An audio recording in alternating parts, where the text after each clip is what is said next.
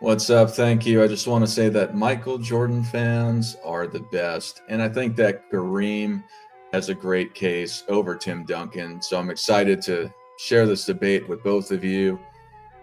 And good luck, casual. And I'm excited to do this debate. Salute to Dart. C Dub, as you know, it's always love. I'm glad that you guys are going to witness a debate that's been a long time in the coming. Because I do believe there's a legitimate case for Tim Duncan to have a rightful spot in the top three, and I'm ready to educate on why.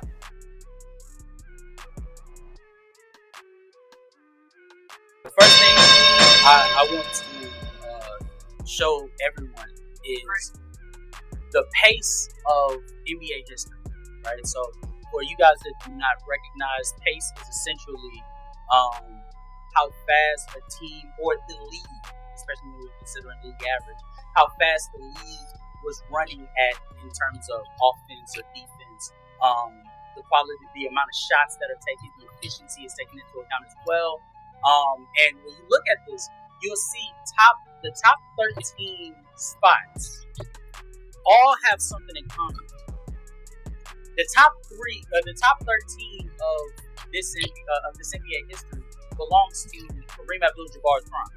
We're talking about 74, we're talking about 78, 77, 79, 76, 75, 83, 80, 86, so on and so forth. A large portion of the 80s and essentially the totality of the 70s all belong to none other than this gentleman right here. And the reason why I bring this up is that I want to establish my competition today is going to make the argument that Kareem Abdul-Jabbar's accolades, his statistics, his accomplishments are all greater than Tim Duncan, to the tune that it should be no question that Kareem Abdul-Jabbar should be over Tim Duncan in terms of all-time standings. However, what he will not tell you is, he will not tell you that Kareem Abdul-Jabbar had the benefit of playing in the fastest pace in NBA history. Tim Duncan has the unfortunate of having the majority of his prime in the slowest pace. When you look down at the lower side of pace all time, we're looking at 02, that is part of Tim Duncan's prime. 03, Tim Duncan's peak. 05, Tim Duncan's prime. 01, and so on and so forth, is some of Tim Duncan's greatest hits being done in the slowest pace era. Also, what he will not bring up to you is that the 70s is during the time where rule got implemented. What he also will not mention to you is that Kareem Abdul-Jabbar played in an era where double teams were not allowed because of the 3-foot rule. The 3-foot rule is essentially where the defender must stay at least 3 feet within him and his defender. If he gets away, that is a violation. That is illegal defense. So Kareem was essentially able to play isolation basketball in the post, whereas Tim Duncan is playing in an era where zone defense is prevalent. There is no 3-second rule just yet, so that means big men can pack out in the paint. And so, granted, he did benefit from that playing alongside David Robinson. However, he was going up against teams a la the Los Angeles Lakers, a la the Philadelphia 76ers with Dikembe Mutombo, a la the New Jersey Nets with Kenyon Martin, a la Rick Smith's Indiana Pacers, so on and so forth. He was going up against these caliber of teams that were able to pack the paint on him, double team him even so, and he was still able to see so much success. We're talking about a player in Tim Duncan that was able to win not just Rookie of the Year, not just a 3-time Finals MVP, not just a 2 times regular season MVP, not just an All-Star MVP that he shared with Shaquille O'Neal, but he was able to see so much success in the sense of being able to win not 1, not 2, not 3, not 4, but 5 NBA championships. He was able to be upon teams that won 50 wins. He never was on a team outside of the lockout season that was not able to win 50 or more wins. He also was able to supersede expectations in the sense of beating the Los Angeles Lakers with Kobe and Shaquille. He was also able to be on teams that were able to trump teams that were favorites in the championship, like the Phoenix Suns after their historic run in 05. He was also able to supersede a team like the Detroit Pistons, whom many of us would regard as a top 5 defense. This is the thing that Tim Duncan was able to do. So yes, my competitor will be pointing out Kareem Abdul-Jabbar's accomplishments in terms of his 6 rings. He'll be pointing out the seasons that he was able to play, the playoffs played, the All-Star games, the season MVPs, the Finals MVPs. But what he will not mention is is that there were a lot of things we'll get into later on in this debate that Kareem benefited from that Tim Duncan did not have the players benefiting from, and yet he was able to match them accolades in multiple categories. All right, so you're hanging your hat on the pace of play and illegal defense. Pace of play was just a matter of the time. I am going to bring up stats, but I'm more so going to bring up the dominance against his contemporaries, which Tim Duncan did not have. But with the stats, again, the pace is just an average. It doesn't mean that there were not more possessions per game during that time. It's just what happened in general. And then you're saying that there were no such thing as double teams during illegal defense. There's a lot of plays. I didn't have the tools ready for it, but there were a lot of plays where people would go behind and they would steal the ball from somebody. There's highlights of it. You could see Magic Johnson doing it. You could see, Michael Jordan, whoever, a plethora of people during the 80s during that time that were able to do it before the zone defense was put into play. You're talking about, again, with the pace of play, it's 10 possessions. So 10 possessions, even if it's 1/5 of the team with Kareem Abdul-Jabbar. So let's say he gets 2 possessions more. Does it really equate to all those stats otherwise if you're just doing it by math? But you still can't compare the two for pace of play. It's all conjecture. I'm not saying you will. I'm saying that people that do, when they transcribe the numbers to adjust for pace of play, it's all conjecture. It's just a math equation. We don't know what would have happened on other side of the case. And then I can make the stats, which I will for Kareem. But again, what's more impressive is his dominance against his contemporaries with his stats, being able to get the statistical titles that he did in the advanced metrics, let alone the championships, which he has over Tim Duncan as well. So I just want to define what greatness is, because we're talking about who's greater. So greatness is defined as the ability, quality, or eminence considerably above the normal or average, which I'll focus on for basketball. In all of these aspects, Kareem was more dominant during his basketball career. And I'm not even going to talk about his high school and college career, unless you want to go down that road, which is a whole nother subject where he's absolutely dominant. And that means to be commanding, controlling, or prevailing over all others. This isn't about a one-on-one time machine basketball game, but Kareem probably would have won that anyway. It's about who's a greater player across all time in consideration of their career. Again, with their dominance, their ability, their quality, and their eminence. So to start, Kareem had greater ability than Duncan. Ability meaning the talent, skill, or proficiency in a particular area is dominated heads up by Kareem, a few exceptions. So for some of his high single-game records, Kareem outperformed Duncan in rebounds with 34-27, assists 14-11. He also outperformed him in points and blocks for career highs. Kareem also had 21 triple-doubles to Duncan's 4. Additionally, in respect to scoring, Kareem had more 50-point games than Duncan had 40-point games or more with 10-5. These games all happened prior to the three-point line on top of it. And then additionally, Kareem had 2 league scoring titles, a rebounding title, and 4 blocks titles, where Duncan had 0 statistical titles. So he didn't dominate anybody in any of those categorizations of measurement within the time that he played. And it showed his dominance over the league versus Duncan's, period. Kareem outperformed Duncan in all per-game regular season stats, with the biggest difference being 24.6 to 19 with the points. And for their best playoff high per-game averages, Kareem outperformed Duncan in all but rebounds. Kareem outperformed Duncan in 3 out of the 5 major statistics in regular season per-game averages, while nearly doubling Duncan's steals with 2 to 1.1 and blocks with 1.7 to 1.1. So for their best regular season stat averages, Kareem outperformed Duncan in all major statistical categories, with the most notable difference coming in points, 34.8 to 25.5. For their best playoff stats averages, Kareem had higher points, rebounds, and steals per game, most notably points with 35.2 to 27.6. These also include efficiency standards. So he was able to do that with everything except for the 3-point percentage. So he was better with the field goal percentage and the free throw percentage in both the regular season and the playoffs. Also, Kareem is second all-time in total points, third in rebounds, and third in blocks for the regular season. Duncan is not above him in any of those. Now, they both had long careers. They both were near 20 seasons. So it's not a matter of longevity versus that. But the point of it is that Kareem, he simply had greater ability than Duncan due to his dominance with the statistical titles and his stats if you measure it like that.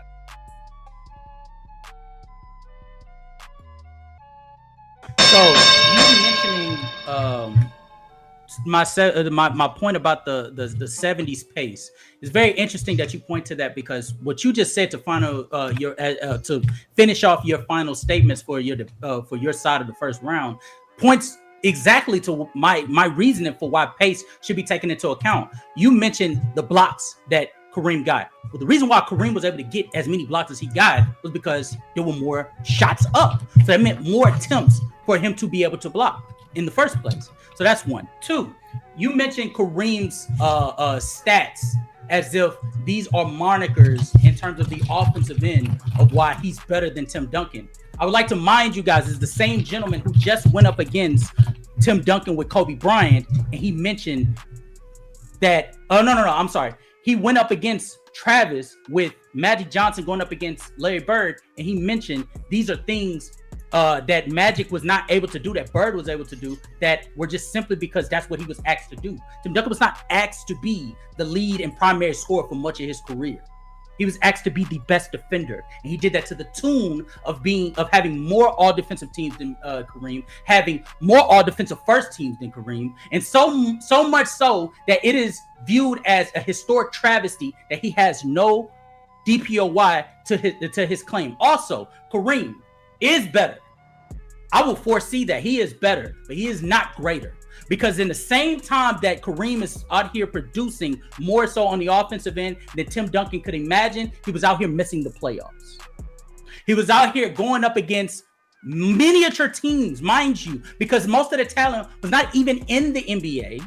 Some of the most divisive talent that you would be debating whether Kareem was actually better than wasn't even in the NBA. They were in the ABA. Marvin Barnes, Rick Barry. Julius Erving didn't come until about the 6th year of Kareem Abdul-Jabbar's career. Spencer Haywood, Moses Malone, Kareem's biggest arch enemy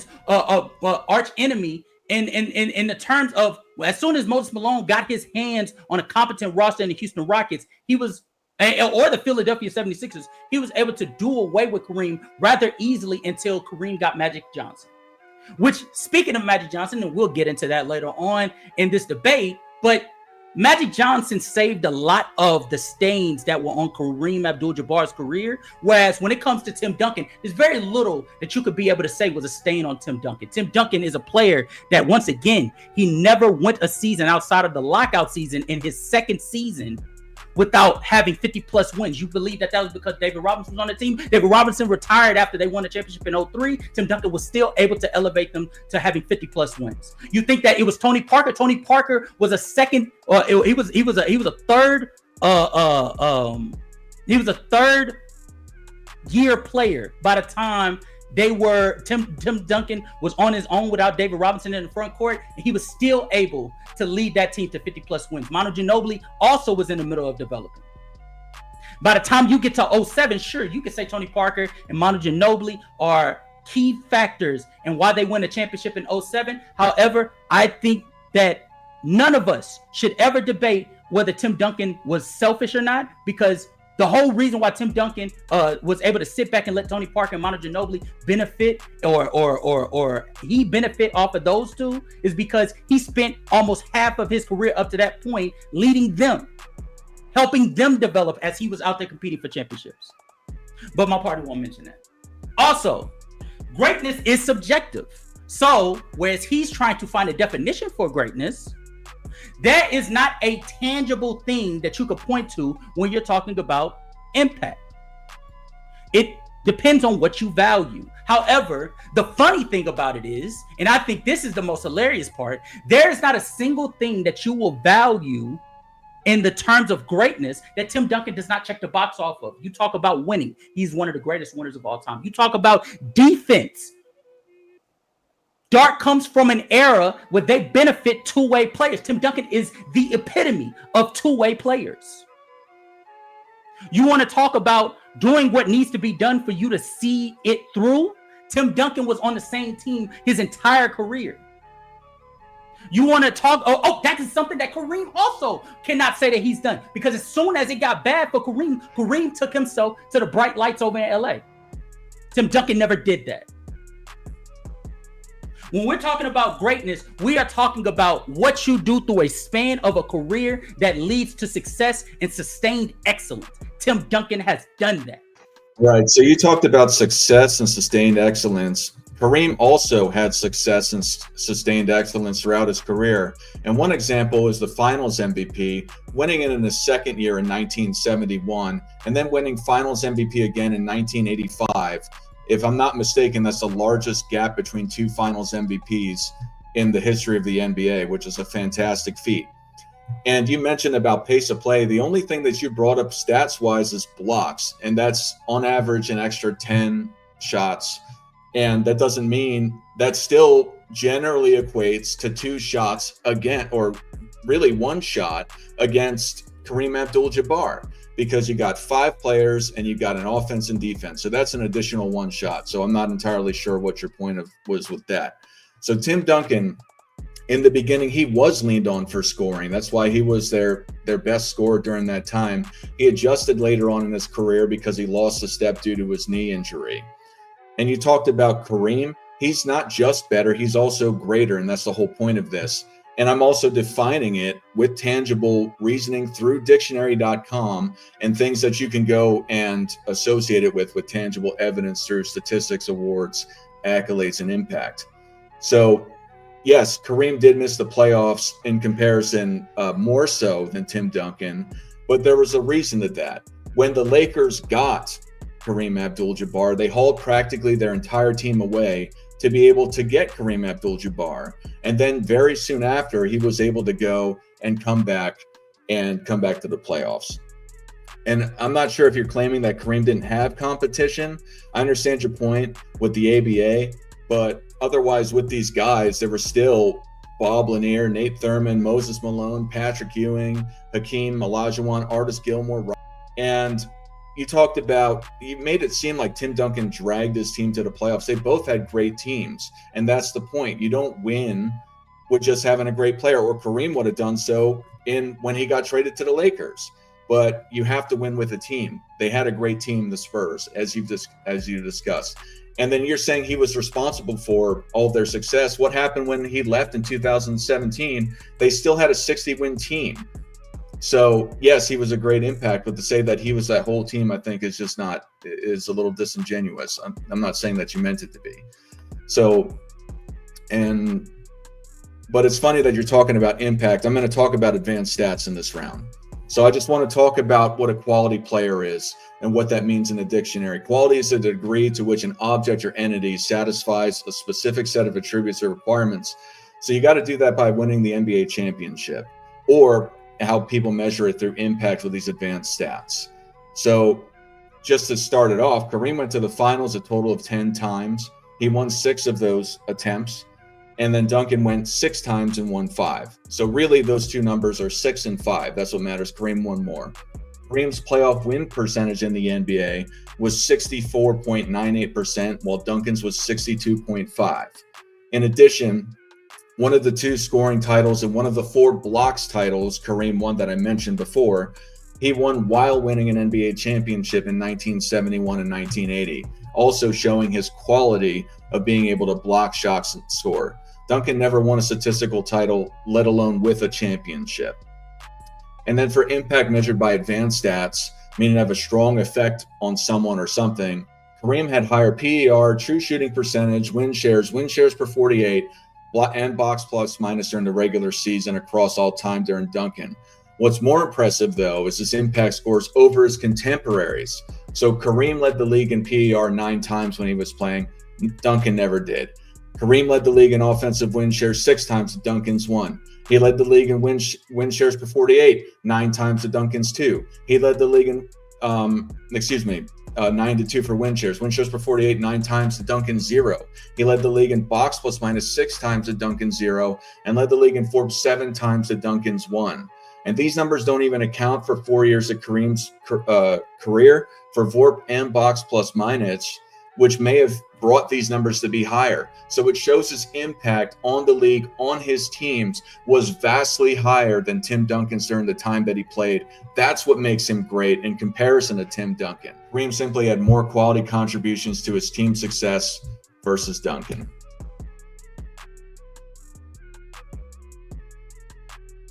Okay, so real quick, there's 3 points that I want to like address wholeheartedly. One, advanced stats is literally just a beneficiary of offensive production. So your points, your rebounds, your assists is always going to contribute more to your PER, your win shares, your VORP, more so than a defensive oriented player that does not put up nearly as many points. However, their intangibles, the defensive nuance is something that you would actually have to watch. But once you see it, it's clear as day. Tim Duncan falls under that line. So mentioning advanced stats is sort of counterproductive when mentioning a defender. And I just want to start off this round I want to ask a question to the audience. How far are y'all really ready to go with value in defense? I hear a lot of people mention today's game about how they don't have nearly as many defenders. They don't value defense as much as they did in the old days. And here we're talking about a player that played in a defensive era, was the best. Because Tim Duncan, make no mistake about it, Tim Duncan was the best in the 2000s on the defensive end.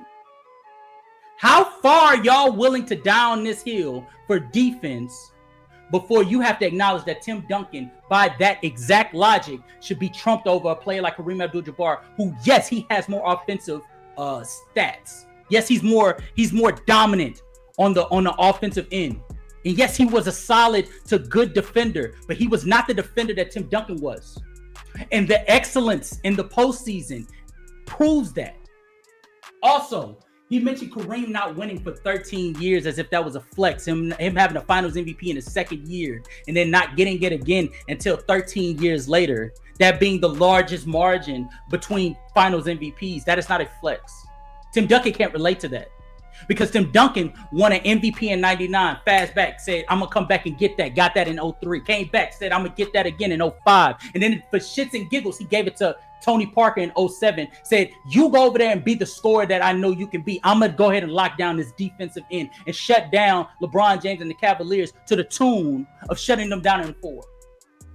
Then fast forwards and says, Kawhi Leonard, you know what? This is your time to shine, little bro. I'm going to go ahead and lock down and be the anchor that I've always been for this San Antonio Spurs franchise. And we're going to win this championship in dominant fashion all over again to the tune of winning by record margins.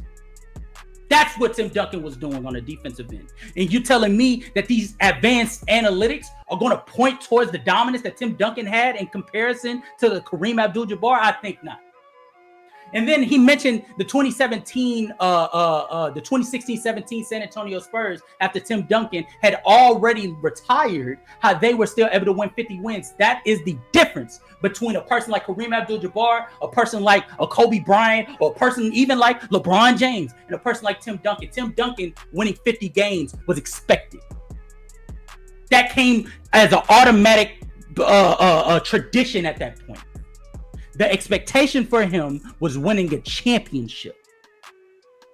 So when he went without a championship from 08, 9, 10, 11, 12, all the way to getting back to the finals in 2013, that was a failure, not the 50 wins. The 50 wins was not an applaud. He didn't get applauded for that.